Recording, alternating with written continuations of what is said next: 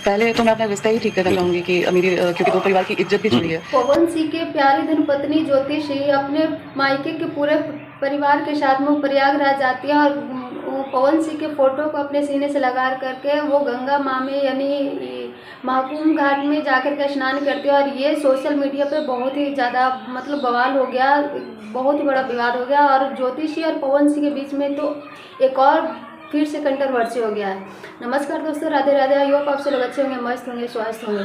पवन सिंह अपने official channel से एक फ़ोटो को पोस्ट करते हुए उन्होंने खुद कहा कि अगर मैं कुछ भी बोला तो फिर से कंट्रोवर्सी हो जाएगा। लेकिन पवन सिंह ने खुद बोला कि महाकुंभ जैसे पवित्र स्थल को भी सब मजाक बना के रख दिया। और ये सीधे सीधे बात जो अपनी पत्नी ज्योति सिंह को इशारा करते हुए कह रहे हैं। आखिर पवन सिंह किस वजह से किस बात से इतना ज़्यादा नाराज है ज्योति सिंह के कि मतलब कुछ भी ज्योति सिंह करती है तो उनको बहुत ही ज़्यादा बुरा लगता है, बहुत ही ज़्यादा गलत लगता है।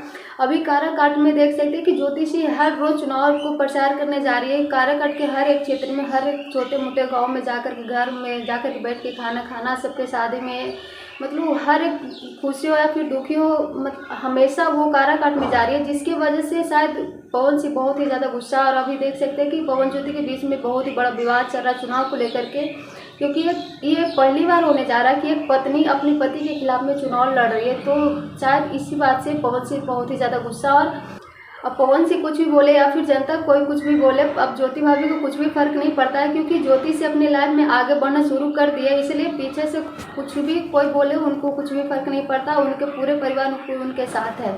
वैसे अगर पवन सिंह चाहते तो वो अपनी पत्नी को अपने साथ रख सकते थे। अब पूरे फैन चाहते हैं कि उनके पूरे फैन चाहते हैं कि वो अपनी पत्नी ज्योति सिंह को रखे, नहीं तो ये पवन से ऐसे ही बुढ़ाते रहेंगे। अब पता नहीं कितनी शादी करेंगे। वैसे अपना राज्य जरूर दीजिएगा। Thank you, love you.